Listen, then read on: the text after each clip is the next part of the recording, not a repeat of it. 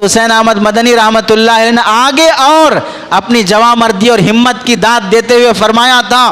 کھلونا سمجھ کے برباد نہ کر دینا، کھلونا سمجھ کے برباد نہ کر دینا کہ ہم بھی کسی کے بنائے ہوئے ہیں، فرنگی کی فوجوں میں حرمت کے فتوے،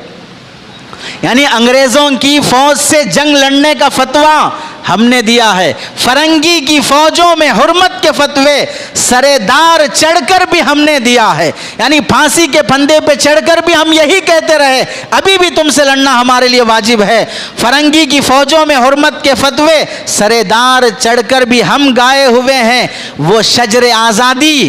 کے خون دے کے سینچا ہے،